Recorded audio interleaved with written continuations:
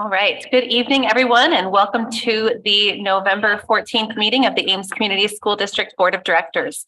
I will call the meeting to order and entertain a motion to approve the agenda. So moved. Second. Moved by Smith, seconded by Beerbaum. All those in favor say aye. Aye. Opposed, nay. Passes 7-0. And we will now read our purpose statement, and we invite anyone who would like to in the room today to join us. The Ames Community School District commits to equity and access that empowers every individual to reach their full personal and educational potential. Thank you. And the first item on our agenda tonight is our discussion items, beginning with our board committee update, and we will start this evening with teaching and learning. Good evening, everyone. Well, the Teaching and Learning Committee met, and I forgot the date. Just give me a second. On October 31st. It was our first meeting of the year.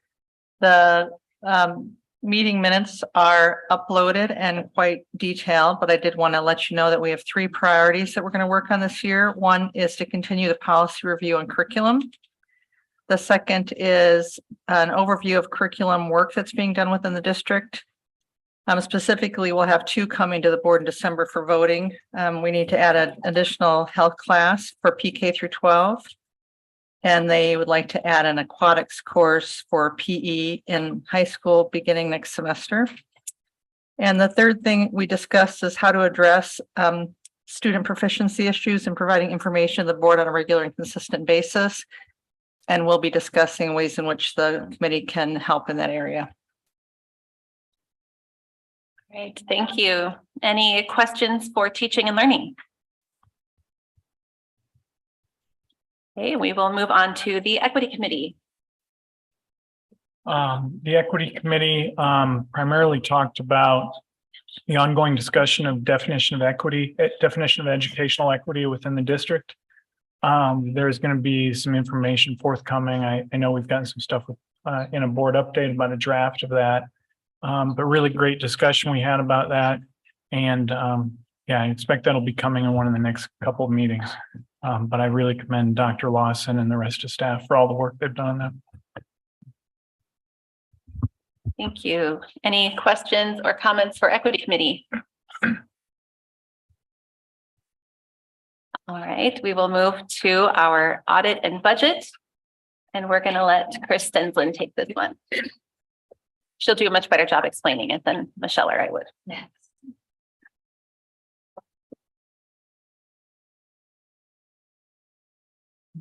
Hi, good evening, board. Good evening. Director Shields Cook and Director Lankaitis could absolutely do this presentation. They are pros at it. We presented information to the Budget and Audit Committee a week ago on certified enrollment. And we want to do that presentation for the whole board so that you understand as we're heading into budget season where our numbers are. And I'll see if I can make this bigger. It's not, again, I'm using someone else's computer. Okay.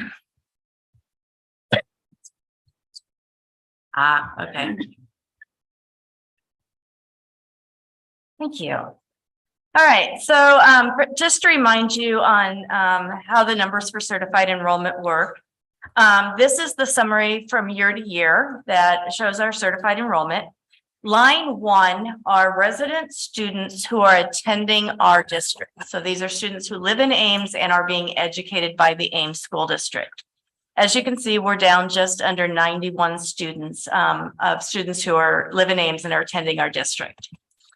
Line 2 are resident students who are choosing to be educated by another public school district. The way that certified enrollment works is that the district serving the child enters that child in their student information system, uploads it to the state. The state then it sends it over to the resident district. The resident district then counts those students. The resident district gets the money for those students and then writes a check to the serving district. So a positive number in line 2 is not a good thing funding wise for us. We have 46 additional students who have chosen to be that live in Ames that have chosen to be educated by another school district. So we will count those kids. We will get the money from the state for those kids, but then we will turn around and write checks to other districts. So we do not get to keep that. There's a little bit of waiting for non-public shared time that dual enroll in or take PSEO courses through our district. Line 7 is then our actual, what we call, and what you'll see in most state reports as the certified enrollment. Certified enrollment are all of the kids that we count, not necessarily that we serve, but that we count. And so we are down just under 45 students, and that's basically the net of those first 2 lines. This next line are non-resident students who have chosen to be educated in Ames. And so we are down just under 7 students who have chosen to be educated in Ames. Basically, what we would like to see is that line 2 be neutral or negative. And line 8, 9, don't ask me why they call it line 8, 9, but line 8, 9 be neutral or positive. Those are the better circumstances for our funding. I'm going to skip statewide preschool for a minute because they've got that stuck in there where it really doesn't belong. And I'm going to go down to this line, which are total school age students that Ames is providing education to. So that is both our resident districts that we're educating and students from other districts who have chosen Ames. And we're down just under 98 students in our total enrollment of students served. Preschool is its own grant. It's 100% state funded. Those kiddos are funded at 0.5. We are down 34.5 on a funding basis, which means that we have 69 less 4-year-old preschool kids at Northwood. Now, the 3-year-olds and 4-year-olds that have IEPs, those are not in those numbers. Those would be up on line 1 because they are counted as a 1.0 student. They are considered, those ECSD or early childhood special education students are 1.0 students. So they are included in our line 1.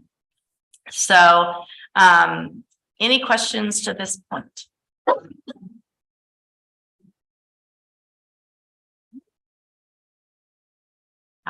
Two fingers to scroll. That's what it was. So I provided you with several different spreadsheets looking at history on where we are. If you want to look at it on a grade basis, it shows that we're down at elementary. We're actually up when I looked at it, we were up 9 students K-5 at the 5 elementary students or schools. So that decrease is all at Northwood. Last year, those 1.0 students at Northwood, there were 77 of them, and this year there's 53 of them. So that's where that decrease in that K-5.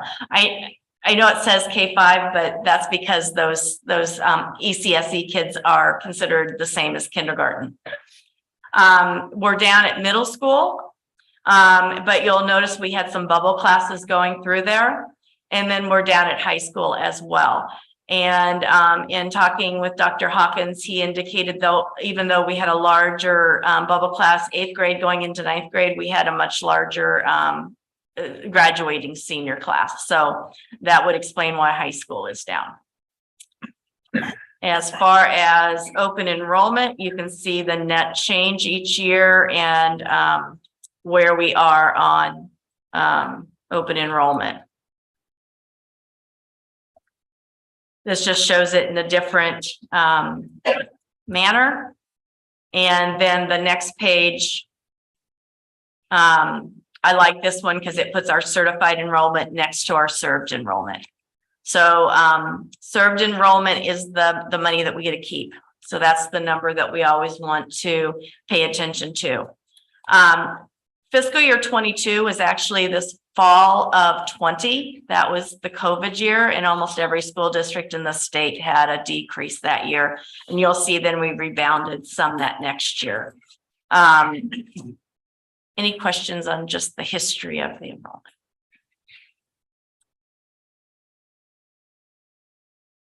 So I wanted to show you, depending on what happens with state percentage of growth, or what we call SPG, will depend on how much new or not new money we're going to get next year. We start out at 0% on the budget guarantee. And so I wanted to show you that. We are on the budget guarantee up to 2.1% state percentage of growth. That's where the budget guarantee goes away. At 2.3%, and I'm going to show you how these numbers progress, then we break even on funding. But at 0%, which I don't expect to happen, but I just like to show you where we start. We would have to ask that we're guaranteed 101% of the prior year revenues, regular program revenues. But in order to get that, we would have to ask our local taxpayers to kick in an additional $670,000. That gets us $312,000 in new money. We did have an audit adjustment. We talked about that at the committee too. There were 3 students that were misidentified as being AIMS students last year. Those were other districts that put them in and said they were AIMS students when they were actually other districts' resident students. And so we're having to give that money back. This 394,000 will not change in any of the scenarios. That is that 46.2 additional students open enrolling out and the 6.6 less open enrolling in. So we're going to have less revenue coming from other districts to us, and we're going to have more of our revenue going out to other districts. And that is always based on the prior year cost per student. So that never changes. Open enrollment, because the kids that are attending this year were based on last year's count, but we have to pay the school districts in real time for the kids they're serving. We're going to talk about that a little bit later. We're going to ask for some modified allowable growth because of that to the SBRC. So between 0% and 2%, this negative new funding does not change. It stays at 81,000. If I go to 1%, you'll notice that that's still a negative $81,000, but the amount that we have to ask our taxpayers is much less. And then at 2%, I'm sorry, I thought I had 2% on here. We realized today that I wasn't going to be able to have my spreadsheet up and show you how the numbers magically change because of Zoom. And at 2%, we end up being at $13,000 on the budget guarantee. At 2.3%, we break even on new funding. And then at 2.5%, we're ahead just a little bit. I'm hearing all sorts of different prognostications for state percentage of growth based on the different groups. IASB has indicated they believe the high will be around 2%, and it could be probably around 1%. Some of the teacher groups like ISEA are thinking it's going to be more like 2.5% to 3%. I'm using 2% at this point as my hold. And if we're higher than that, it's always easier to not that we're going to have a whole lot of new money regardless, but it's always easier to start at where you think to add money instead of decrease money. There's a couple things that really concern me about the whole finance situation for schools this year. The revenue estimating conference did meet and lowered the revenue projection for both the state revenue projection for both FY23 and FY24. They meet again in December, and that is the official estimate. So we'll know after they meet in December what their final estimate is. The state legislature is limited to spending 99% of that December estimate. So we've already seen them kind of downgrade that a little bit. Another thing that is a concern, I don't know that it's going to impact FY24 as much as FY25 and beyond. But if you remember, they enacted personal and corporate income taxes, and those taxes were to kick in when the state reserve reached a certain level. And they anticipated the corporate tax cuts would kick in 27. They're going to kick in 24. The reserve has increased that much because of all the COVID funds they got, and they shifted a lot of expenses to COVID funds. And so that fund balance increased to a level much higher than faster than they anticipated. The thing that really concerns me is when we're going to know state percentage of growth. We had our first webinar with ISFAS, and that's the Iowa School of Finance. I don't remember what they all stand for. That do the webinars throughout, or the webinars throughout the legislative session. And they said the indications are that they are going to tie school funding to the transparency and school choice bills. And if they cannot, if they can't approve SPG before state percentage of growth, before those two bills pass, it might be May before we know new funding, where we typically know it 30 days into the session. Why that is of significant concern to me is that we have been trying to balance our tax rate. And one of the ways we do that is pre-levy on the bonds. That decision has to be made in December and approved by the board by March, because it has to be done before we certify our budget on April 15th. And if state percentage of growth is not set before we have to certify our budget, we have to certify it on 0%. And that's why I made a point of telling you where we are on budget guarantee at 0%. So we will have to set our tax rate on the assumption that we are going to have a budget guarantee of almost $700,000 and base what we're going to pre-levy on our bonds based on that. Now, if that doesn't hold true and they pass SPG in the first 30 days like they normally do, then we can proceed on our normal course and we can manage our tax rate. But if they do not, then we can always lower our tax rate after the budget is certified and published, but we cannot increase it.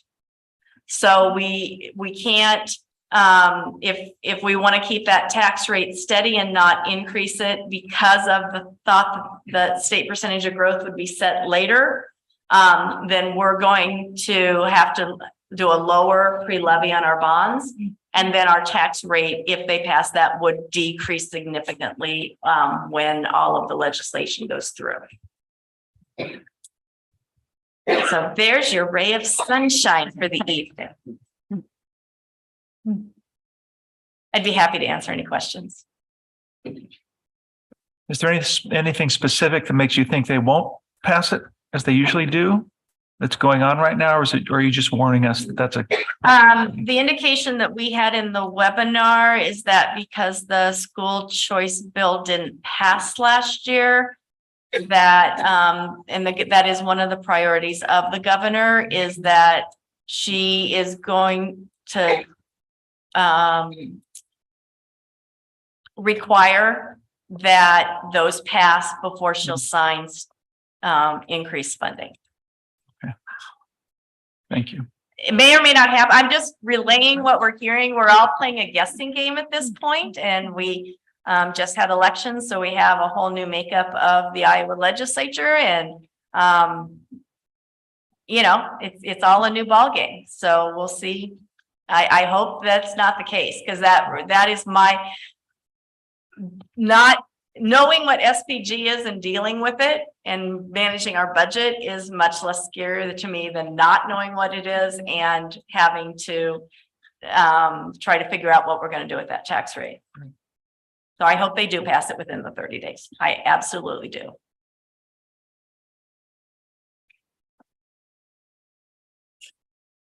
This is kind of what the budget and audit committee did too. They just sat in silence. Thank you. You explain it very well. So part of the silence is I feel like you addressed the questions I had from looking at it by myself. So thank you. Yeah. All right. Thanks, Chris. Thank you very much. Thank you, Chris. Thanks, Chris. I think real quick, if I may, board, because we have a lot of high school government students here, I want to just educate you on when she talks about the school choice bill and the transparency bills, what those mean.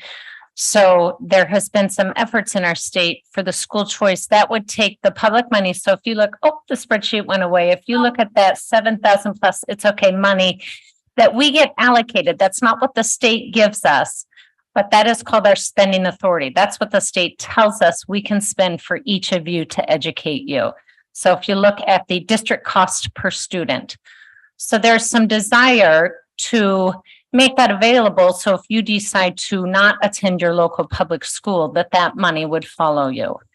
The concerns obviously that we have is that as our enrollment goes down, as you can see, then we have less money to educate the greater good. So all of you that are here participating in your local government things, we would have less money because you need a certain body of students to take care of some of the overhead.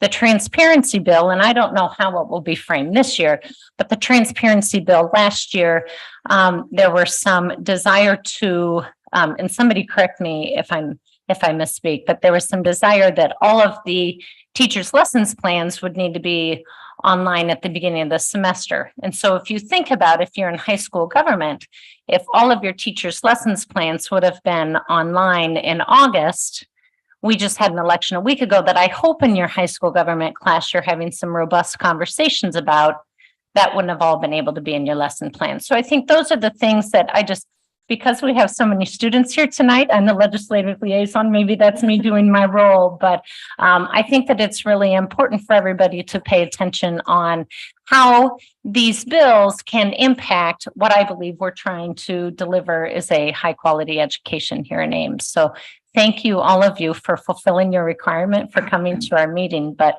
hopefully that gives you maybe some questions for Ms. Stearns tomorrow in your class. Thanks, Elisa. All right, we'll move on to the Facilities Committee. Yes. The Facilities Committee met, we talked about the high school. There'll be more stuff about that today.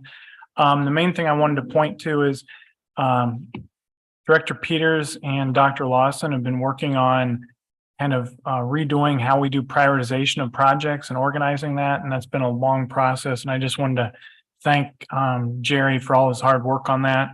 I think it's actually a meeting that would be worth the board members, if you have time, going to the minutes from the meeting itself on Assembly and just looking at that list of projects and how it looks different now because we're looking to prioritize based on student need and safety concerns and things like that, which I think is really helping some discussion. So I just wanted to thank Jerry for all the hard work on that.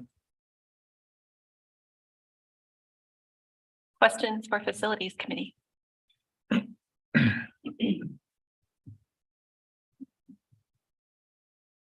And we did have one person sign up to speak under discussion items, but I believe it's actually under public forum. So we'll just call on that person first. And with that, I will go ahead and open our public forum and I will read our statement on public comments. Residents of the district, students attending the district, parents or guardians of students attending the district, and district staff members may address the board about any topic relevant to the district, whether on the current agenda or not. Those who wish to speak must sign up at the beginning of the meeting. Speaker participation is limited to 3 minutes once per item. The views and opinions of citizens addressing the board do not necessarily reflect those of the board, district administration, or staff. Speakers are to remember that Iowa law prohibits the board from discussing specific employees, students, or their performance. Student speakers will state their name and school. Others will state their name and address. And we will begin with Kelly Farrar.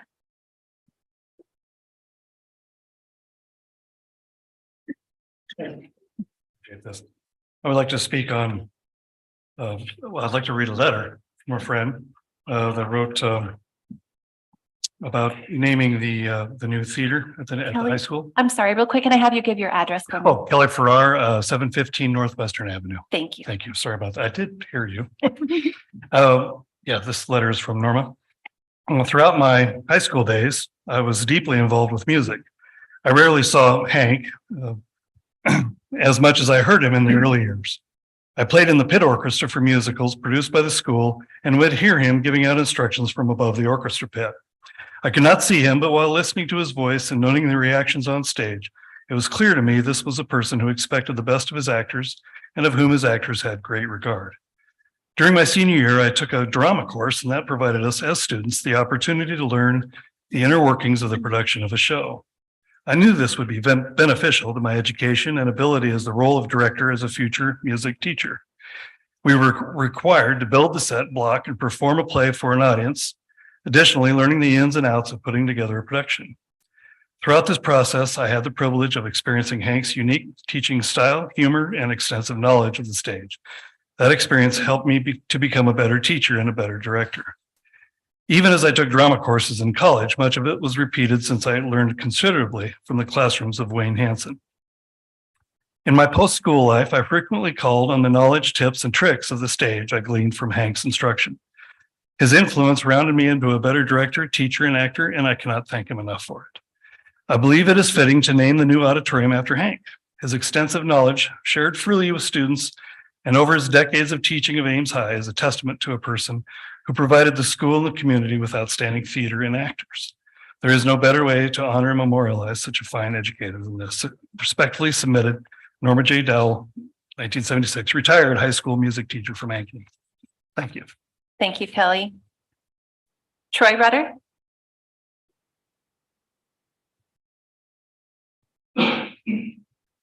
I'm going to sit down, otherwise I take that microphone and follow it. Oh, can you flip that microphone on for us, Troy? Yep. Thank you. There we go. So my name is Troy Rudder, and I actually live right across the street almost at 1810 24th Street. And I'm a 1992 graduate of Ames Senior High School. I'm here to speak on behalf of naming the auditorium for Mr. Hansen. And I did write something up, so pardon me while I read it. When I think of my experiences at Ames High, two teachers really inspired me. Steve Linduska in media production and Wayne Hansen in speech and theater. While I spent most of my time at channel 35 and 7 broadcasting these school board meetings, I spent my entire senior year devoted to theater and was involved in every production that year and joined Thespians as a result of being a scenery crew head. Somehow I got that job. I think it was because I had a free period. And I was welcomed into Thespian Troupe 2987 that year. I was especially honored to be in a senior one act directed by Mark Such, who is currently chair and associate professor of theater at Davidson College in North Carolina. The play Aria da Capo also featured my classmates Roland Anderson, Amanda Lloyd, Tyler Utes, and Evan Helmuth. Evan later left Ames High to study at Interlochen Center for the Arts in Michigan and went on to be in a number of films, including Fever Pitch with Jimmy Fallon. I credit Mr. Hansen for making theater a welcoming place for all students, including myself who came in late, regardless of their experience in theater. It was his unique enthusiasm and encouragement that led me not only to be in the productions over the course of my life so far, but also as president of the Ames Community Theater Actors, Story Theater Company, the Children's Theater here in Ames, and also a recent commissioner on the arts, CODA, for the city of Ames. The experiences at Ames High with Mr. Hansen led me to an internship at Channel 5 with Keith Murphy, and later to working full-time in Hollywood for Warner Brothers Studios, helping publicize such shows as Friends, ER, Drew Carey, Babylon 5, Seinfeld, as well as a writer on the TV game show Pictionary with Alan Thicke. I mentioned these experiences not to give a resume, but an example of Hank's far-reaching, positive, and continuing influence. Our high school graduating class just held its 30th year reunion, and many topics of conversation involved the musicals and plays at Ames High, which happened to coincide with the public tour, the last public tour, and I saw a lot of people both on stage, behind stage, up the spiral staircase in the dressing rooms, just reminiscing about their time at Ames High. So I can, without reservation, lend my heartfelt support and encourage the board to consider naming the high school auditorium after Wayne Hank Hansen. Thank you. Thank you, Troy. Caroline Westort?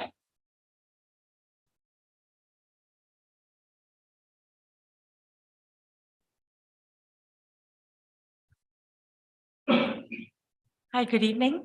I'm Caroline Westford. I live on Meadow Glen Road in Ames. I have 3 children in the district, 1 freshman and 2 7th graders. I'm also an associate professor of landscape architecture at ISU.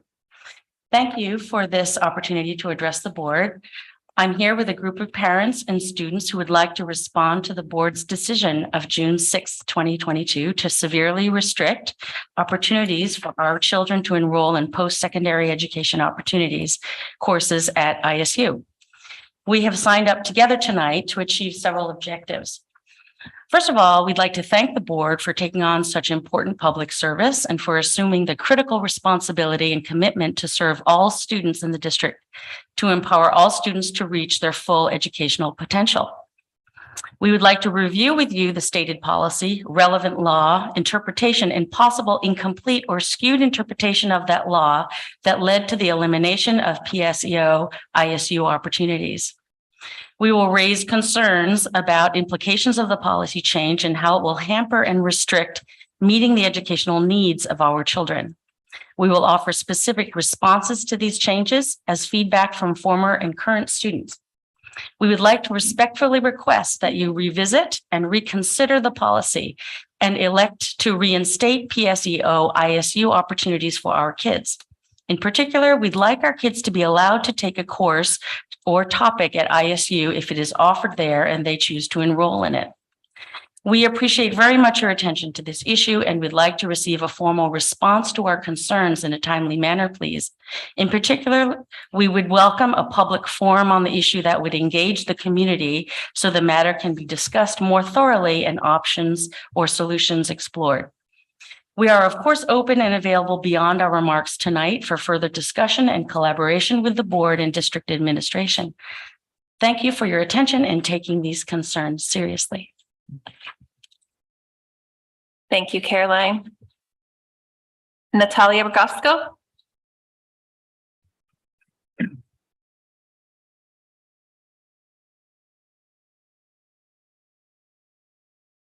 Good evening. My name is Natalia Rogovska and I live at 5224 Thackeray Drive. I'm a parent of former and current Ames Community School District students. Not many school districts in Iowa have a research one university practically in their backyard. This is what makes our district unique. This is what attracts many families like ours to Ames. The possibility for our kids to advance their knowledge and access quality post-secondary education opportunities while still in high school. Given this valuable opportunity, it is not clear why it was recommended to the board to contract popular STEM courses with DMAC rather than allowing students to continue taking them at university. The main argument offered for this change was, this is what state wants us to do. In fact, according to the Iowa DOE Senior Year Plus Guidebook and the webinar on concurrent enrollment, the law does not require school districts to contract with community colleges for any classes.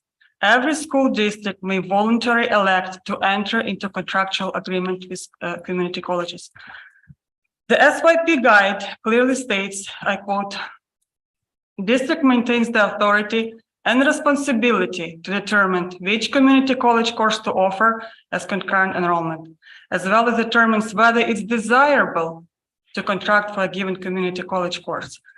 The SYP guide also states, and this is very important, that community colleges should not offer courses via PSEO when it is possible for such classes to be handled through a concurrent enrollment. In other words, if school district has a contractual agreement with DMAC, for example, students may only enroll at DMAC under concurrent enrollment, not under PSEO program. This was also clearly articulated in 2017 DOE memo, which asserts that enrollment in community colleges is not permitted under PSEO and further states, and I quote, "Please note that this change only impacts courses offered by community college. A school district may continue to enroll students through PSEO in coursework offered by universities." This policy does not mean that if course is offered at more than one institution, for example, both DMAC and ISU offer Calculus 2, that the district must contract DMAC for the course to be available to students. This is what was implied to the board on May 16 and June 6, 2022.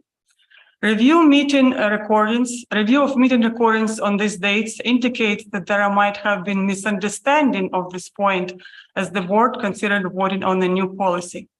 It was erroneously implied to the board that the reason students were able to take those classes at ISU in the past is, and I quote, "We weren't on top of this law and those classes should be taken from DMAC as concurrent enrollment.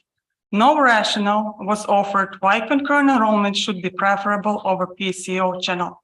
In fact, the district is not required to contract any courses with DMAC, but once it does, those courses can no longer be taken at ISU under PSEO, which is the case under new policy. A neighboring Gilbert, Iowa City schools continue to offer their students opportunity to take most college credits at university. I also should mention that I did reach out to DOE consultant to confirm my understanding of the matter.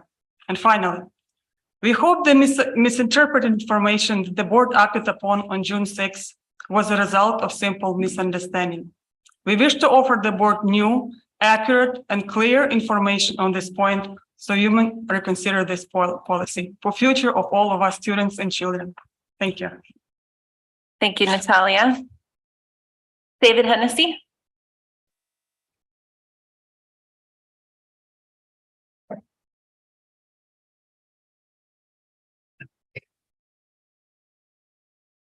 Good evening.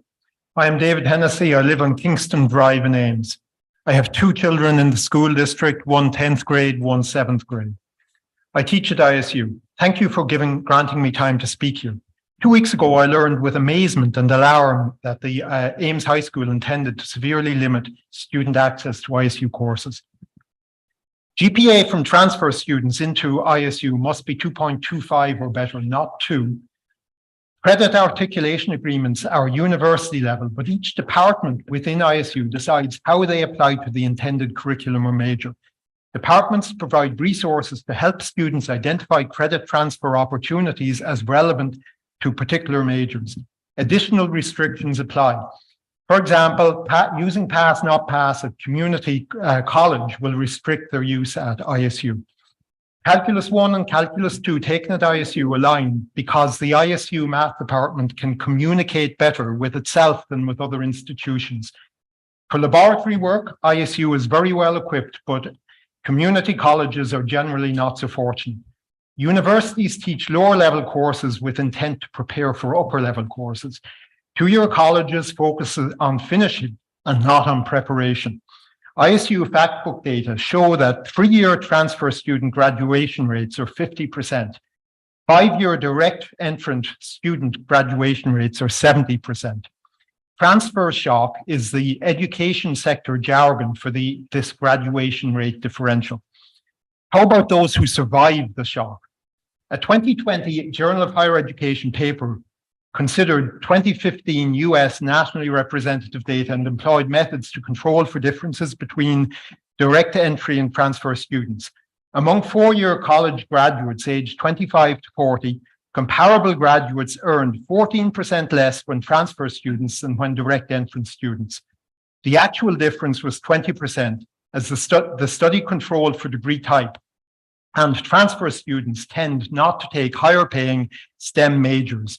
The reasons being those alluded to just before in my comments. The 14% number gives a $10,000 per year income gap, or about $600 lost income per year for each transferred course. The marketplace shows that 4-year and 2-year college credits are not the same, even among 4-year college graduates. This policy will impose hardship on our family, but ours is a 2-parent family with in the laptop class with flexible jobs, not shift work or generally not on the clock.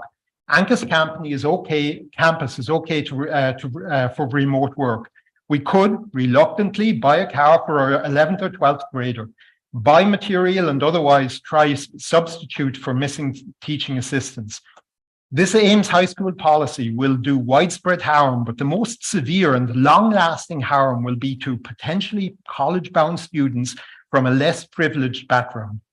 Thank you for your consideration and for your service to the community. Copies of my remarks are available for the board's consideration. Do I leave them here or? You can leave them with me. Okay. Thank you, David.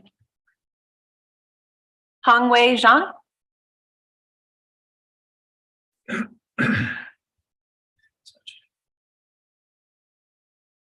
Good evening. My name is Hongwei Zhang. I'm a resident here in 3132 Sycamore Road. I have two kids in our school here. They have all enjoyed their time so far. I'm also a computer engineering professor here at ISU. Again, thanks for the opportunity to provide some feedback for the board and district to consider. So here I want to share some of the challenges that was shared actually by our students back in May. Also, I want to add one more point to that. So back in the May discussion, right, there were several high school students come to the meeting to share their concerns about the challenges the new policy is going to introduce. For example, the difficulty or even impossibility to travel to another city to take classes. Also, the fact that unlike ISU credits, which are accepted nationally by many universities, DMAT credit are not, right? So those fundamental challenges that the new policy may introduce to our students.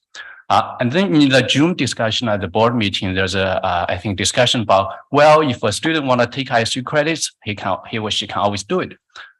Yes, to some extent, but the reality is that it's almost impossible for the student to do it that way with the new policy in the following sense, right? Basically, not all students can afford the ISU credits by themselves. Right. So in a way, this new policy is not aligned with our commitment and mission for education equity.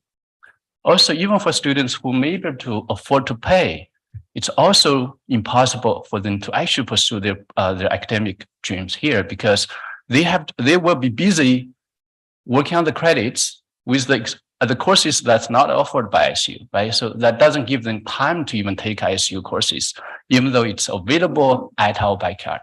Right. So there's all these challenges that if not addressed, we actually put these students at a much disadvantage compared to other students in the country or even in the state. Right. So, however, we all understand that it doesn't have to be this way. Right. Based on our study, I think also I assume most of the leadership here understand the school has a full capacity and authority to make a decision that's truly conducive to the educational pursuit of these students, right? That's actually represented. We'll share some results later. Hundreds of students actually care for this opportunity. If with a new policy, we're likely taken away from them, even though it's readily available at our fingertips, right? So, as a computer engineering professor, I want to also leave one message with the school and board to consider, right? Here we're in Ames, right? This is where the first digital computer was invented. Also, many Iowans actually has been the pioneer in shaping the information age we all cherish today, right? Which also position our country at the forefront of the world, economic development. So if we can find a way to empower these students to potentially become these people, like Robert Noyce, who really literally jump-started the whole IT industry, right? So we could actually offer them opportunity to lead the country, lead the state in the next phase of innovation. If we are going to choose a policy that's going to help them to do that. Thank you very much. Thank you, Hongwei. Maya Westort.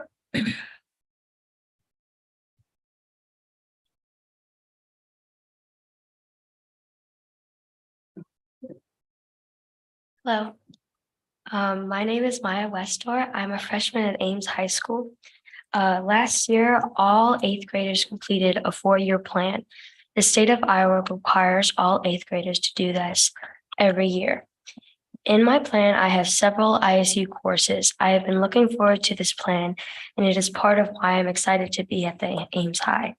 It would be such a shame and disappointment to not be able to take these courses. After all, I have structured my high school curriculum with them in mind. I will be unable to travel to Ankeny, and we can't afford $1,700 for each course. There are many other students in this situation too. Please reconsider this policy so the opportunity to enroll in ISU courses is available again. Thank you. Thank you, Maya.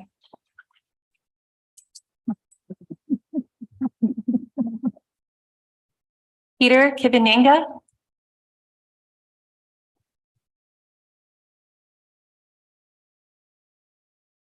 Good evening. Thank you for the opportunity to speak. My name is Peter Kiveriga. I live at 5224 Zachary Drive, Ames. I have a younger daughter. She is freshman in high school, and an older daughter. She graduated 2 years ago, and now at Iowa State, she's a junior. During the Ames Community School District Board meeting on June 6, the concurrent enrollment versus post-secondary education option was discussed. And it was stressed that it cost the district $250 for each class students takes on the PCEO program and $400 under the contractor DMAC course. The state, however, provides partial reimbursement for the DMAC courses. So the final cost is about varies, depends on the number of students involved, the course weighting, and also the instructional time. The state of Iowa reimbursement rate is higher for the career-oriented classes, which is 0.7 versus 0.5 for STEM classes, which puts significantly more weight for the practical art classes compared to the STEM classes. So what it means in practice that the difference, the actual cost difference between for the district for the each STEM class, it's about $50 or $75. And many instances, the cost going to be identical or same. Based on my calculation, for example, a Calculus 3 course would cost the district $190 as part of concurrent enrollment compared for $250 for the PCO program at Iowa State. In this example, for example, Calculus 3, as well as many other STEM credits, is offered only at the MAC Boone campus, which will add significant barrier for students, not only to travel, but also for the traveling time. Another example is popular STEM class that is now offered via concurrent enrollment is differential equations. Students will have to drive to the Ankeny DMAC campus to take this class, so the district can save $75. If students will want the convenience and challenge of rigorous in-person ISU classes rather than DMAC courses online, families will personally responsible for Iowa State tuition, which was mentioned before. It will create a tremendous financial barrier for those who can't afford $1,700 and more for a four-credit course at Iowa State. So, but at the same time, it would cost for the district only $250. This divide between high and low income students is inevitable under the new policy, which directly contradicts to the district goal to promote inclusions and equity. And finally, if the lack of resources for taking Iowa State courses is a real issue for the district, the board should be aware that not all contracted courses are eligible for the state reimbursement. In fact, some of these courses may cost $400 to the district compared with for the contracted demand courses. So again, the economics really is not different, and this important issue should be addressed and should be considered. Thank you for your attention. Thank you, Peter. Gary Kunier.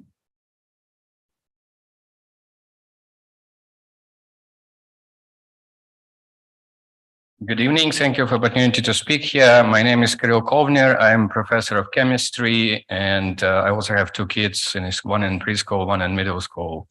And my address is 3118 Maplewood Road. So I would like to speak in line with few previous speakers and kindly ask the board to reconsider their decision concerning PSEO. So, and I would like to give you a slightly different perspective from ISU faculty.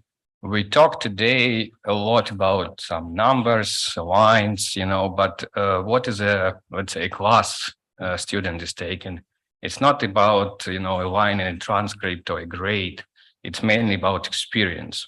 And experience student may get in a DMAC and in ISU is very different. We have plenty of faculty who do amazing research in the forefront of science and innovation. We have, Nobel Prize winners, our faculty member. We have people who do materials which are shooting in space and which now on the surface of Mars in the Mars rovers, and many, many other examples are there. So when students take a course, they take in a unique experience which they're not going to get in DMAC. And as a faculty, have more than 10 years experience working with high school students who took my classes. So for example, last spring, I have a student who was taking advanced chemistry class at a high school student, and he was already accepted to MIT. So such students that typically get to very top universities. They are very advanced, and it's a very great. So some of them joined my group. They did some research. It's a very great experience was also for me to communicate with these young minds and talk to them. And so removing that opportunity and not allowing Ames High School students to take ISU classes is, shooting yourself in the leg. Like especially, for example, Gilbert High School will offer that opportunity, we would clearly see further decrease in enrollment and other things because such students will find their way. They would make it happen. And I think for Ames Community District, it's very important to reconsider that decision. Thank you. Thank you, Kira. Victoria Kivrig.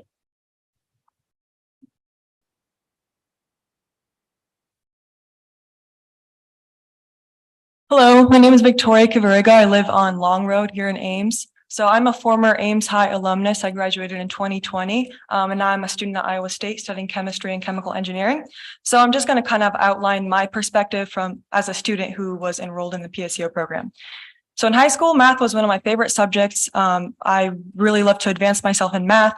By the end of my sophomore year, I had completely exhausted the math sequence at Ames High, and I enrolled at Iowa State through the PSEO program, where I took 3 math classes, of physics, and a couple biology classes. It was challenging and it was rigorous. And there's no such thing as an easy college course, of course, but I gained so many priceless benefits from this experience, which were absolutely integral for my education during and after high school. For example, I refined my career goals. I learned how to manage my time. I learned how to deal with frustrations in my schoolwork. For the student who is not challenged by traditional high school classes, these skills cannot really be obtained. Most importantly, the ability to take Iowa State classes as a high school student significantly alleviated my academic transition into college from high school. For many students, this transition can be very difficult, but for me, it was not really a problem because I had taken these Iowa State courses as a high school student. Had we had this contractual agreement with DMAC, I would not have been able to fit in the hours-long commute to Ankeny every day just to take a DiffEQ course. Even now, after high school and well into my college years, I'm still reaping the benefits of this program. Because in high school, I knocked out so many credits, I can now focus my time on things like research and outreach. So as an example, I assist with the first LEGO League competition from the Iowa State side, which I know Ames Community School District has historically participated in. So the point is, education is an investment, right? Nothing is free, but you will see a return on your investment. Additionally, my senior year at Ames High School, I became a National Merit finalist. I was one of 13, which is a large number. Looking at this list, I confirmed that 12 out of the 13 of us were taking Iowa State classes through the PSEO program. The year below mine, there were 4 finalists. All 4 took Iowa State classes as high school students. We win these prestigious awards for the district because we challenge ourselves, because we push ourselves through experiences like Iowa State classes, taking Iowa State classes in high school. To me, it's quite strange that the district kind of highlights these awards and achievements while also taking away the opportunities which allowed for these achievements to be realized in the first place. So I'm hoping this can give you some concrete insight onto why we should keep the PSEO option alive. I would really encourage you to go back to the statement that we said at the beginning about equity and access. Please remember that, and please rethink and revisit this decision. Thank you. Thank you, Victoria. Ping Kong.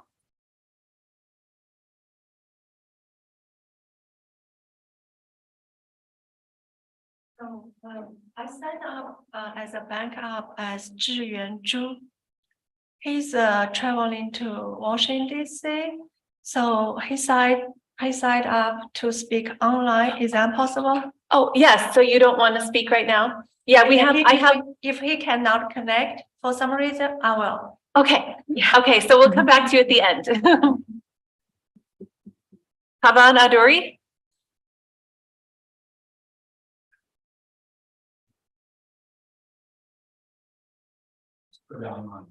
Oh. Okay. And Supraga, put him ready.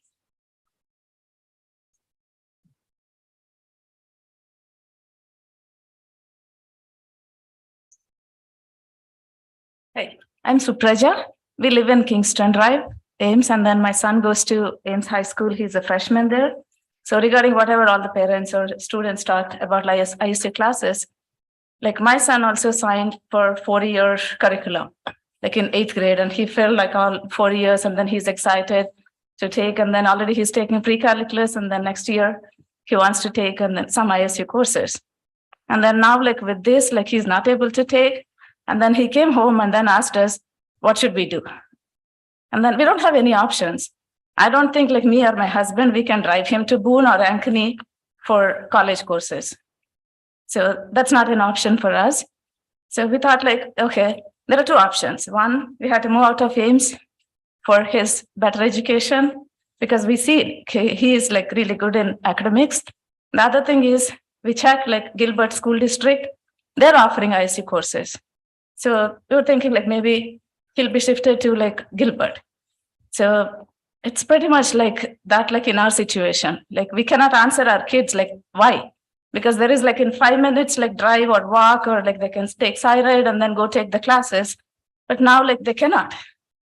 They have to drive like 20 minutes to either Boone or Ankeny. And then we cannot do like, we're all working like 8 to 5, and then there is no way we can get out of the work and then drive them. So I would really request like all the school board members to reconsider this for the sake of like all the kids. I know these type of kids are like maybe minority in the school district, but still like for the diversity and then all this inclusive that we all talk about, I hope you consider these kids too. So thank you. Thank you, Suprada.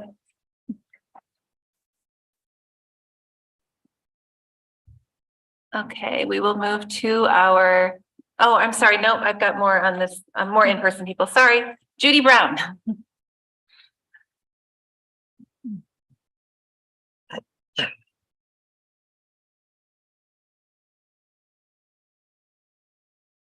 Good evening. Judy Brink Brown, class of 74, 5423 Tennessee Street in Ames. I'm honored to be here at this meeting once again to read a tribute on behalf of naming the new auditorium at Ames High after Wayne Hank Hansen. Just a plus note, I attended the first production at Ames High Auditorium on Friday. I can only think of what Hank would have been in awe of the seating, the wings, the technology available to the Ames High students. It was wonderful. I will continue reading by the niece of Wayne Hansen. I have loved theater as long as I can remember. Only just recently did I connect this passion back to my uncle, Wayne Hansen. You see, growing up, I attended almost every performance in the 70s and 1980s at Ames High School. During the summers, my sister and I would travel with my grandma, and we'd stay with my uncle for 3 to 4 weeks during the summer theater. If a production needed a young child, either my sister or I, or sometimes both of us, were summoned to in duty to run across the stage or even deliver a line or two if necessary. He loved teaching and directing, but most of all, he loved and cared about his students, and they loved him back. That was so evident to me as I followed him around backstage and sat with him as he watched rehearsals. He was so proud of his theater family and the hard work they all put in to create quality productions for Ames community. I don't ever recall him tiring of the countless hours he gave to his profession. I can think of no greater honor than having the AHS Theater named for him. His legacy is really the many, many students who have honored him with moving tributes. He was an inspiration. My positive experiences and exposure at such a young age certainly instilled a lifelong love of the theater. I have my wonderful uncle to thank for that. I have tried to pass that love on to our children and our grandchildren by continuing to expose them to productions in our city, whether it is local community theater or Broadway productions. I volunteer as an ambassador for the Orpheum Theater in Omaha, Nebraska. I think he'd be proud of that. Sean Hansen Decker. Thank you so much. Thank you, Judy. Aker Yor.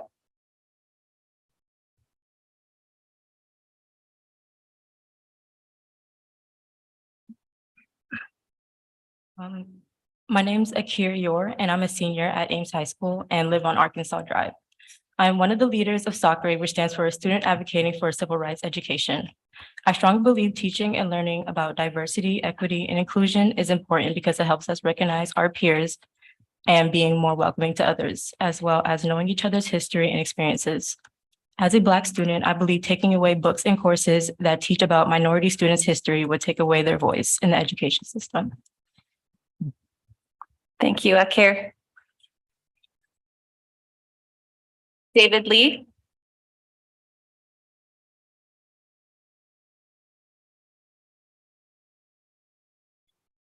Hi, everyone. Nice to see some familiar faces again. My name is David Lee. I'm an Ames High School student here at Ames, residing in 1809 Duff Avenue. I'm here to talk about two things today: diversity, equity, inclusion, or DEI at ACSD, and my experience on PSEO courses. The first is the district's new stance on issues of DEI and recent intentions of getting rid of books from the community school district that have to do with telling the stories of underprivileged minorities and removing conversations about race in teachers' diversity and equity professional development. First is DEI. I am a Korean American. I'm a minority, as is 30% of our school. Often at Ames High, we do not see ourselves represented in our textbooks, our classroom discussions, and our teachers. I can literally count the number of minority teachers at Ames High in one hand. We already struggle to have our stories heard at the school. And when the district is pushing to ignore the importance of DEI by getting rid of the DEI coordinator this past year, taking the few books off the shelves about people who look like us and represent us, and depriving teachers from understanding what it's like to be an underprivileged student in the classroom, you are doing your students of color and minorities a disservice and setting many of your students up for failure. I hope you would consider your stances on DEI in our district. If you would like, many of you already have my contact info, so please don't hesitate to reach out on how we could improve the representation in our classrooms throughout the district. If you'd like to come to one of our SACRE meetings, Students Advocating for Civil Rights Education, please let me know and we can get you connected there. The second is about PSEO and how it has positively impacted me as a student and how the new policies make it harder for academic excelling students to access it. I personally took 2 PSEO courses sophomore and junior year. Those 2 courses at ISU have arguably given me just as much direction in my future as all of the high school courses at Ames High combined. For example, I learned that I didn't want to go into chemistry after taking 178 lab at ISU. Apologies to the chemistry professor.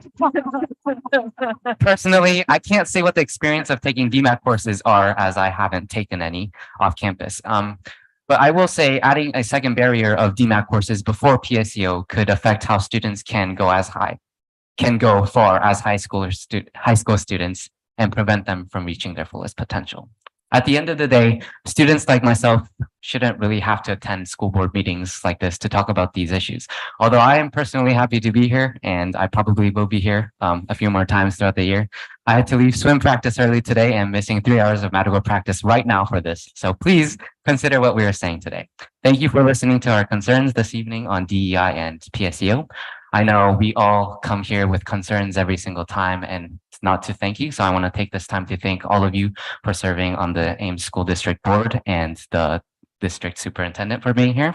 A lot of the work you do behind the doors go unseen, and we appreciate the work you do for Ames. So have a lovely evening. Thank you. Thank you, David. Lou Jackson.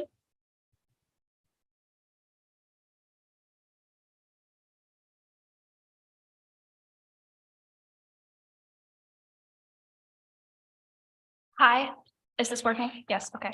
Hi, my name is Lou Jackson. My pronouns are they, them, and I am a freshman at Ames High. I'm here with SACRE. I'd like to say that I take an issue with the district's new stance on DEI issues. Students aren't going to feel comfortable in spaces where the adults in charge don't know how to have respectful conversations about their identities, and this is not conducive to learning. I'm a queer kid, and when I enter a classroom and I see books that I know have queer subject matter, I immediately feel safer and more comfortable in that classroom. kids need to feel like we can freely discuss our identities. Thank you. Thank you, Lou. Melina, come out.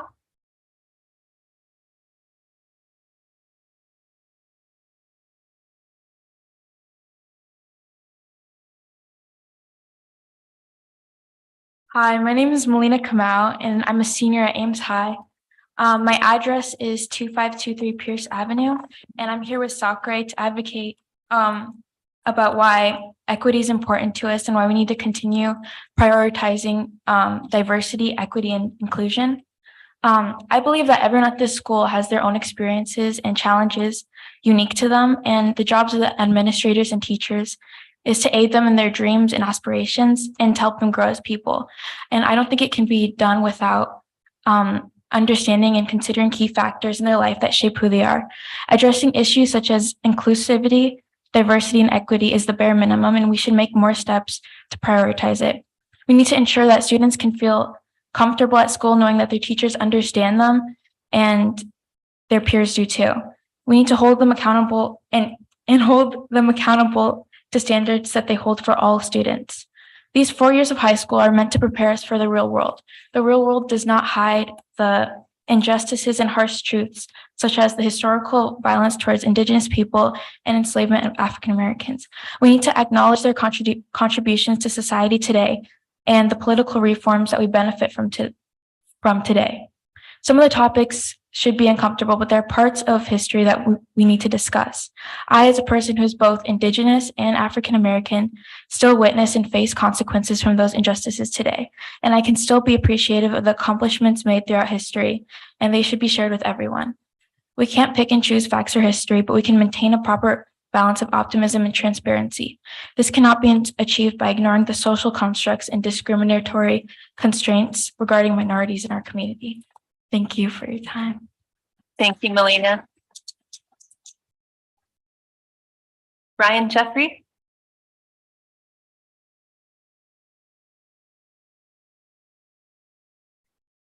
I'm here to speak primarily on behalf of naming the auditorium after Hank again, but at first I want to thank all of these people who have been speaking on behalf of the Post-Secondary Enrollment Act. As someone who greatly benefited from this 25 years ago when I was in high school, you're doing fantastic work. Now a letter from another Ames High graduate from '92. As a graduate of Ames High School in 1992, I have many fond memories of Hank, Mr. Hanson. As I was never really a theater kid, I did take all the drama and/or theater classes he taught during my years in Ames. Like myself and most Ames High students in the '90s, I did have dreams of being on Broadway or in the movies, but my true acting talent and singing skills were on the lower end. I didn't enjoy the behind-the-scenes production stuff, but none of that mattered to Hank. He was always looking out for you to be the best at whatever you could be. Hank was not only a teacher of students, but he was an educator who had the ability to motivate you in your direction in life. Taking his speech classes helped me to become a great public speaker, which I use today in my current job. He taught us not to be afraid, to be bold, make a statement, and live your life loud. I still remember my senior year during our senior 1-act rehearsals. He kept saying, "I can't hear you and I don't believe you." Meaning he couldn't feel the emotion in my lines and the back row really can't hear what you're saying. I look back now at those rehearsals and I remember how I felt and how I wanted to make the audience feel. Now I think back in those reminders and use them to make sure that when I speak, people are listening and feel my emotion. Over the last 30 years of high school reunions, we are always talking about our favorite teachers, the ones we love because they taught us math or French or biology in a fun way. But when it comes to my favorite teacher, it would be Hank because he taught me about life and how to live it without me even realizing it until way after high school. Naming the theater or auditorium after him would give him the legacy he deserves as an educator, not only in the fine arts, but in life. Sincerely, Robin Schwartz McKelson, class of '92, project manager, Health Equity, Des Moines, Iowa. Thank you, Ryan. All right, and we will move now to our Zoom participants, and we'll begin with Andres Cordova. And you've been given permission to speak. Thank you. Just want to check that I'm being heard. Hello? Yes, we can hear you. Okay, got it. Hi, I'm Andres Cordova. I'm resident of 3215 through Pello Circle. I'm also here speaking as I did on the May meeting in favor of reestablishing the PSCO abilities that were granted to me during my time at Ames High School. I am currently luckily benefiting from those opportunities in this present day and age.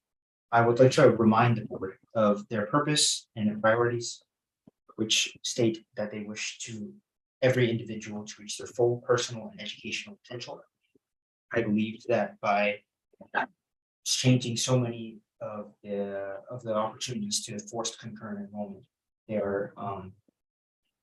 are failing to allow this empowerment and accessibility of opportunities. I know that in the May meeting, there was a very clear issue about DMAC and ISU being legally equivalent, and therefore wasn't considered that big of a deal to some members. I would like to remind the board on a similar note that Ames High and other districts are also legally equivalent.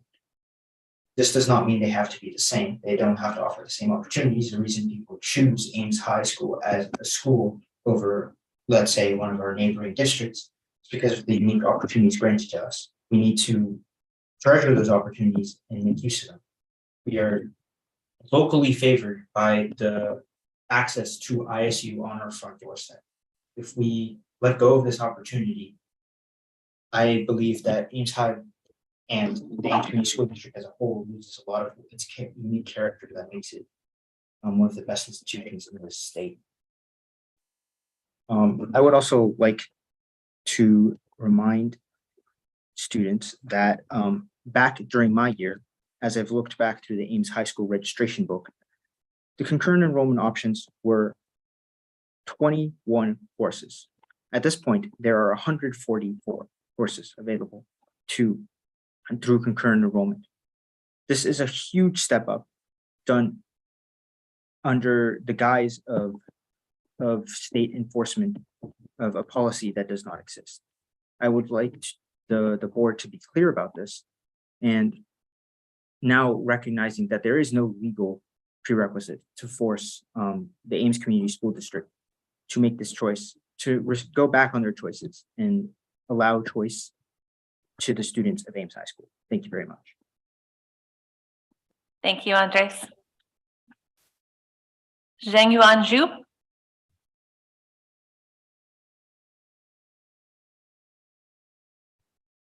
And you've been given permission to speak. Hello, can you hear me? Yes, we can. Yeah. My name is Zheng Yuan Zhu. I live in 2708 Cambridge Drive. So I have two kids, one in middle school and one in high school in Ames School District. Thank you for giving me the opportunity to speak here. I'm a professor of statistics at Iowa State University and the director for the Center for Survey Statistics and Methodology. I have more than 10 years of experience doing surveys. So last week, I heard about this news that Iowa high school students won't be able to take a lot of those ISU courses. And this caused a lot of angry reaction from parents. So I decided to do something that I know how to do. I did two surveys. One is the parent survey and the other is a student survey. So I made this survey online on Friday in 3 days. There were 174 parents responded to the survey, and 168 of them have kids in Ames School. Currently, 6 of them has previously had kids graduated from Ames High School. So these parents represent about 294 students altogether in Ames High School currently. 166 of them would like to sign on the petition to ask the board to change the decision and to allow high school students to take those ISU courses again. 99 of those parents think that the new policy would make it impossible for their kids to take a quality class they want. 80 of those said that this will make it very challenging for them. Only 2 of them two of the parents said that this will not make no difference. So for the students survey, there were 44 high school students took the survey. Note that this is only 3 days since I put up the survey, so definitely this would be an undercount. And 42 of the 44 are very interested in taking college course at high school. Only 2 of them said maybe, and so they are all interested in this. 40% of them, 17 of them said that the new policy would prevent them from taking those courses that they want, and they will just do something else. 50% of them, 22 of them said that this will make it very unlikely for them to take those college courses because of the change of the policy, that they need to drive to different cities, etc. Only 1 said this is not a problem.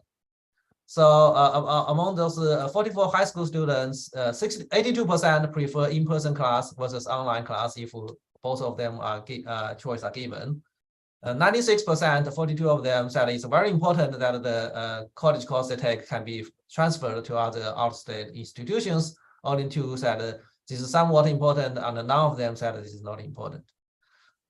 Finally, 98% of those students who surveyed said that they prefer ISU courses over DMAC courses. So that's the results of the survey. If you are interested, I can send those survey results to the board member. And note that this survey is still open, so the final result may still be, there's going to be more response after a while. Thank you for your time. Thank you, Jingwan. Abdullah Muhammad, you've been given permission to speak. Good evening. Abdullah Muhammad, 830 Tennyson Avenue in Ames.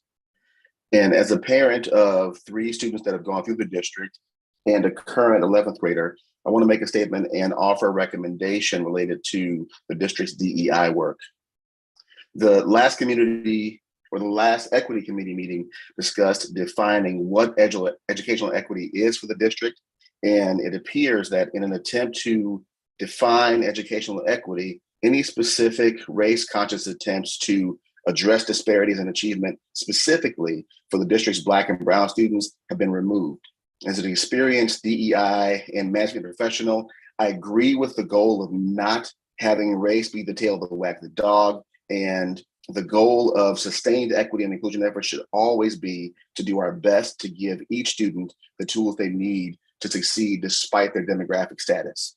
That said, I strongly assert that the school district is neither ready nor equipped to take the steps of race neutrality and equity work. The district has a specific problem with how it treats Black and Brown and other marginalized students, and has not provided any measurable results to address the achievement and opportunity gaps these students face. For instance, the district has not adequately addressed the specific issue of teacher bias that may be present according to the district's own data. And this is evidenced by the 2019 equity audit, the panorama survey, statements from students themselves, and the intercultural development inventory, or the IDI work that the district abandoned just before the pandemic or during the pandemic. The district has known about its achievement gap problem for several years and has no results to show for how it has successfully addressed it. And until there are formal mechanisms to evaluate, to coach, and to train teachers who may be culturally problematic towards students of color and other marginalized students, this district is not prepared to move to a DEI model that seeks to provide a differential response to student needs without being race conscious. Respectfully, my question for the board, for Dr. Lawson, Dr. Hawkins, and other district staff is this: why do you keep trying to reinvent the wheel? There already have been countless hours and resources spent on discussing, identifying, and defining equity issues in the district. We know very clearly what they are. I feel like taking another diversion to define equity, educational equity, is a waste of time and has not benefited our affected students who need interventions more immediately than what we're moving and what we're giving them. So my understanding is that it was also already previously defined by the previous district equity director. I feel the district's frenetic energy related to what it is doing around equity has only been a distraction for not really doing anything at all. And now the latest distraction seems to be to once again define educational equity. And once again, there's always plans and this frenetic activity, but no measurable results for students experiencing the greatest challenges. I'd like to offer a solution that the district already has sitting in a drawer on a computer somewhere, and that is to use the results and the interventions recommended by the IDI that the district has already paid for and begun work on. The IDI results in your possession have specific data on each of the participants and where they are in their personal equity journey across several demographic groups and dimensions of equity. The IDI model also provides recommendations for individual coaching and cohort coaching for staff based on their level of equity proficiency with these groups, and it gives a plan for developing cultural competence and proficiency with several different populations. So to my mind, this would be a powerful tool in accomplishing what the district says it wants to accomplish when it says it wants to support teachers in the development of instructional practices aimed at minimizing achievement gaps. If the board and the district administrators are interested, I'm open and available to discuss any of these recommendations and to address this very important problem. Thank you. Thank you, Abdullah. Sarah Satterwhite. Hi, can you guys hear me? Sorry, go ahead. Okay, thank you. Hi, everyone. My name is Sarah Satterwhite. I'm at 447 Westwood Drive here in Ames, and I'm here to bring more insight to the decision to drop PSEO, or most options for students to take PSEO at Iowa State. So I am a Ames High alumnus of 2020, and I took 2 courses through the PSEO program, as well as multiple other courses through DMAC, and have also taken other courses through other community colleges in the state, such as Hawkeye Community College and Kirkwood Community College. I took multiple variable calculus differential equations at Iowa State, which are offered by DMAC, but there's one critical difference, and that is that most courses, these higher level math courses, which a lot of students are interested in taking, are offered only at a time that is not conducive to most student schedules, and most of the time that's at night, or they're not offered at the Hunziker campus. And most critically, these courses are offered, most are not offered online, and students have to drive either to the Hunziker campus or down to Boone or down to Ankeny. And this provides a large, as some of the other previous speakers stated, a large barrier to many students wishing to take these classes. These classes allowed me to accelerate my engineering degree, which I've been working on at the University of Iowa, and take classes 1 to 2 years ahead of where I otherwise would have been as a sophomore or freshman. Because of that, I've gotten to take PhD courses, immediately challenge myself with harder classes, participate in research, and complete internships during the school year. I was already well familiar with large lecture classes due to my experience in these courses, and this enabled me for success with my GPA in my first 2 years at Iowa, and to receive nationally competitive awards. I've had the chance to interact with, in my senior year, I had the chance to interact with students going through a 4-year degree and world-class professors. And my experience with these classes made me heavily consider attending to Iowa State, although I decided to attend Iowa for other reasons. I'm not here to argue that you cannot get a great education at a community college, because you can, but there is no denying that there is a significant difference between taking a DMAC course online or in person versus a large lecture hall at Iowa State. Education is a self-driven process, and what a good school and good district should do is open doors for driven students. But by removing PSEO, you are not opening doors, but closing them. Thank you. Thank you, Sarah. Ping, did the person that you were back up for speak? Yeah. Okay, thank you. All right, we do not have anyone else signed up to speak, so I will go ahead and close our public forum, and we will move on to our consent items, and I'll entertain a motion.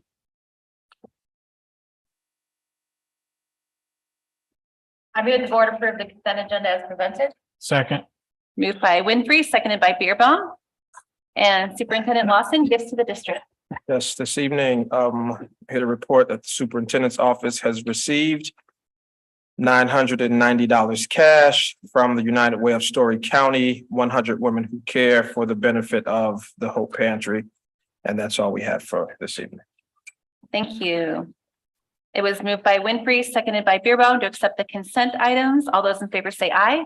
Aye. Opposed, nay. Passes 7-0. And moving on to our action items, we'll begin with our policies for action. I move the board approve the policies as presented. Second. Moved by Winfrey, seconded by Franzen. Discussion? All those in favor say aye.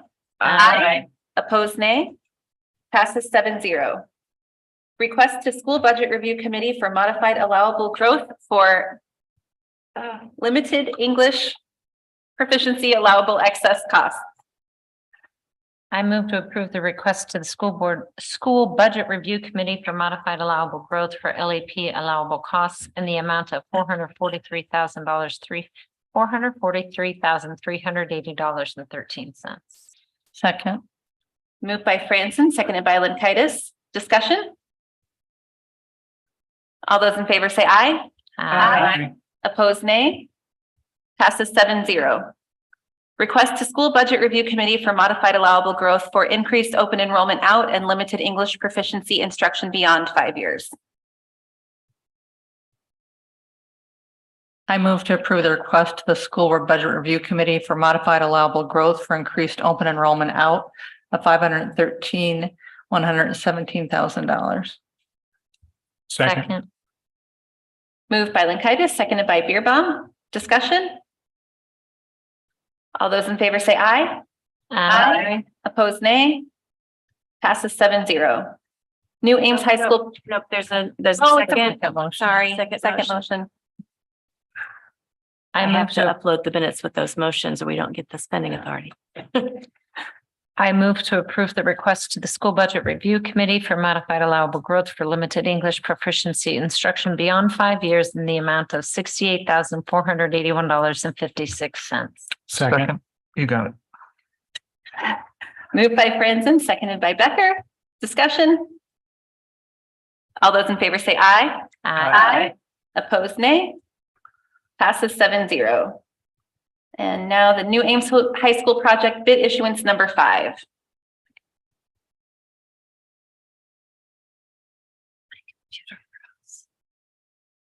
Yeah, this is what happened to mine. There we go. There it is. I move the board approve plans and specifications, form of contract, notice to bidders, advertisement to bid, and estimated total cost for the new high school project, bid issuance number 5, bid package number 32-2 athletic field work. Second. Moved by Linkaitis, seconded by Franzen. Discussion? All those in favor say aye. Aye. Opposed, nay. Passes 7-0. I move the board set the date of public hearing on January 23rd, 2023, and direct the board secretary to publish the notice no sooner than January 4th, 2023. Second. Moved by Franzen, seconded by Linkaitis. Discussion? All those in favor say aye. Aye. Opposed, nay. Passes 7-0. New Ames High School project change orders. I move the board approve the change orders for the New Ames High School construction project as presented. Second. Moved by Beerbaum, seconded by Winfrey. Discussion? All those in favor say aye. Aye. Opposed, nay. Passes 7-0. Moving on to our board and staff items, we'll begin with items from our student representatives.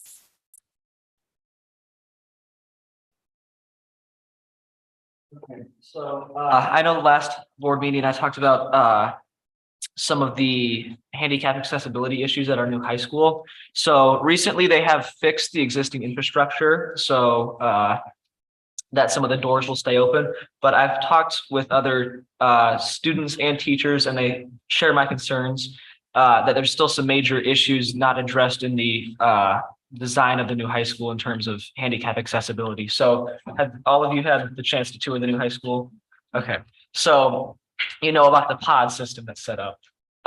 None of those doors have any buttons, any way to get in, and the doors are extremely heavy. And as due to sports injuries, have had some limited accessibility in the recent times. And I've noticed that a little bit more. So me and my family reached out to the administration. We have yet to receive a response. So I thought I'd bring that to you. That there's still some major issues with handicap accessibility throughout the building at the new high school. Thank you. Ritika, did you have anything for us today? I don't have a lot from last time that changed a lot, but there's still the same concerns with homeroom time and not being able to use it for clubs. There's been like a growing number of clubs recently, and a lot of them are not receiving enough time to meet, especially now they try to add Club Fridays, but with the number of clubs we have, there's no way that students can split up their time to go to whichever ones that they want. And it's making it so that kids have to commit to 1 or 2 max that they can attend. And there's definitely much better ways we can be using the homeroom time, especially since it's 30 minutes every day. But other than that, nothing much else to say. Well, thank you both for hanging in on this long meeting and sharing your thoughts with us. We appreciate it. Items from the board. I did not know anything under requests for staff. Do we have any other items from the board? Well, I actually would, I guess I have a couple requests that I'd like a little more clarification on this PSEO issue. I think it was my understanding that what we had been communicated to from the Board of Ed was that if it was offered at DMAC, then we had to give it to students there. Was that not? So I guess we need a little more clarification on what we are required by the statute to do or not do right now. No, because it's not on the agenda. So, yeah. Clearly there's some confusion, and I'm in that boat too. And then also some clarification on what some of the soccer students were referring to about removing materials, books or other materials related to DEI. I'm concerned about what that was about. So some follow-up would be appreciated. Yeah. I'll second all of those. Yeah. So Yeah, I actually also feel exactly the same. I would like a lot more digging into what exactly the law is. I think we had some very persuasive people who sounded like they think the policy and the law are different from the way the district has interpreted them. And I would really like to know. I would like a better report on where this is going. I very strongly agree with Kelly. And I'll add, I'm curious about what other districts are doing. This reference that people could go to Gilbert and take the classes is concerning to me. Yeah, I mean, regardless of whether one person at the Iowa Board of Education. Am I able to speak even though it's not, I mean, I wonder, would it be? I don't want to totally. I'd be concerned because you had a whole audience here on this issue and they're no longer here to hear the discussion, but. Well, I just was going to share the way that I remember our final conversation around this, which was not what you said, Kelly. I think we did. I think we should put this on an agenda. I was going to say, I'm wondering if we could email, because I'm with Chris, that we don't want to discuss something that we had a large portion of people here and it's not on our agenda. Right. So if we should email board leadership our questions that I made a list of questions that I have following some of the comments. Yep. We could email the future board leadership our questions. Yeah. Whatever that is. Since we don't know what that is. I do just want to say though, for the record, that we did have a conversation after that conversation that clarified what our choices actually were. So I don't want it to come off. I don't want it to come out of this meeting that we were only told that we had to do it at DMAC. That wasn't what the final conversation was. So, sorry, Chris. Oh, I'm confused by. I am very clarification. Yes, I'm very confused at this point. I would like to get this discussed in a meeting as quickly as possible. Well, we can't change anything about it until next year anyway, but yes, we can get it. We can get it on an agenda. Yeah. I understand that. For this year, it's done, but I'd like to. Yeah, and I'm also concerned about what the issue was with removal of books. I was not aware of it. I'm looking through my emails to see if I missed something. And then the last thing is I want to reiterate that wheelchair accessibility in the high school should be like sine qua non, like bare minimum, what we should be doing And if we have issues, my personal feeling is that this should be, I mean, looking at the priorities for facilities, I think this is clearly a number one priority from my perspective.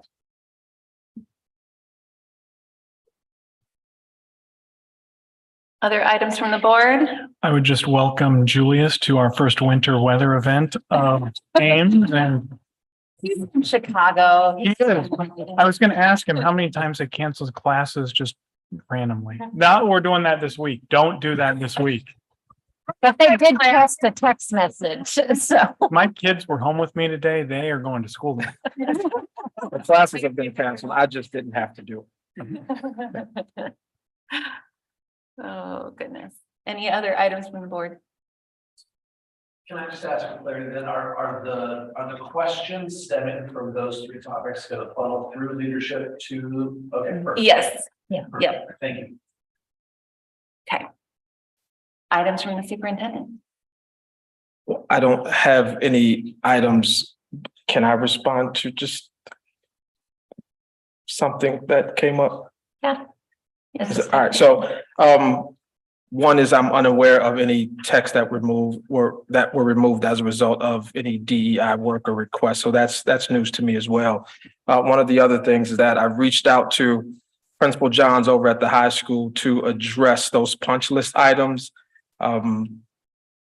Principal Johns is out through the 18th. And so we're working with Principal Johns and Jerry to determine what's been addressed, what's being addressed, and what the timeline will look like in terms of having those final items addressed. So that is on our list of things to discuss. So just an FYI there. That's all I have now. All right. Is that okay? All right. Well, moving on to our board planning calendar. Our next meeting is actually right after this meeting. We will have our annual meeting with a work session on that one. And then our next meeting will be November 21st. Any comments or questions? You I move we adjourn. Oh, that's second. We're done. Okay. I move we adjourn. Second. Moved by Beerbaum, seconded by Lemkitis. All those in favor say aye. Aye. Opposed, nay. Passes 7-0. And I think we'll take a 5-minute recess before we begin the next meeting.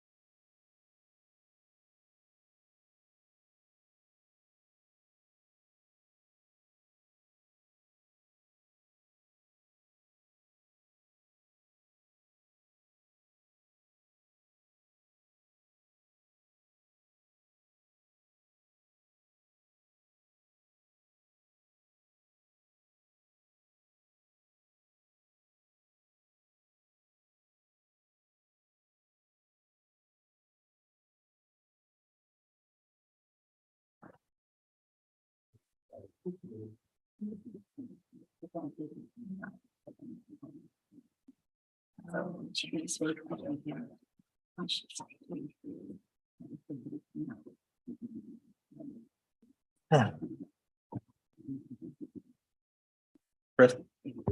Nick says we're ready to.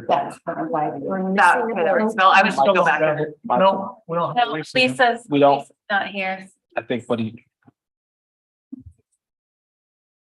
For our audience that has joined us from home, we are just delayed a minute or two while we're waiting for a board member. So as soon as she rejoins us, we will get our second meeting of the evening started.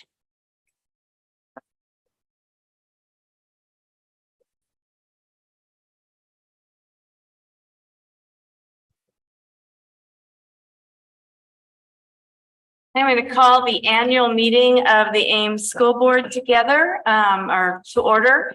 Can I have a motion to approve the agenda? So moved. Second. All in favor, say aye. Hi. Opposed? We read the purpose statement earlier, so I think we'll move right on to the elections. So the first item on our agenda is the election of the president. So I will entertain nominations for the office of president. I nominate Sabrina Shields Cook. Second. Any other nominations? Would someone like to move the nominations cease? I move we cease nominations. Second. All in favor of ceasing nominations? Aye. I will do a roll call vote and you will state your preference for the president of the school board. Director Lankaitis. Sabrina Shields Cook. Director Becker. Sabrina Shields Cook. Director Beerbaum. Shields Cook. Director Shields Cook. Shields Cook. Director Winfrey. Shields Cook. Director Franson. Shields Cook. Director Smith. Shields Cook. Congratulations, you are elected unanimously. I'll wait and do both oaths at once. Try to speed up. So our next item is the election of the vice president. So I will entertain nominations for the office of vice president. I nominate Michelle Lankaitis to be vice president. Second. Are there any other nominations? I move we cease nominations. Second. All in favor of ceasing nominations? Aye. I will do a roll call vote. The motion passed to cease. We'll do a roll call vote on the office of vice president. Director Beerbaum. Lankaitis. Director Shields Cook. Lankaitis. Director Franson. Lankaitis. Director Becker. Lankaitis. Director Smith. Lankaitis. Director Lankaitis. Lankaitis. Director Winfrey. Lankaitis. Congratulations, you are elected unanimously. If you will please stand here and raise your right arm, right hand, both of you. Yep. Do you solemnly swear that you will support the Constitution of the United States and the Constitution of the State of Iowa, and that you will faithfully and impartially, to the best of your ability, discharge the duties of the office of president and vice president in the Ames Community School District as now and hereafter required by law? I do. Congratulations. Thank you.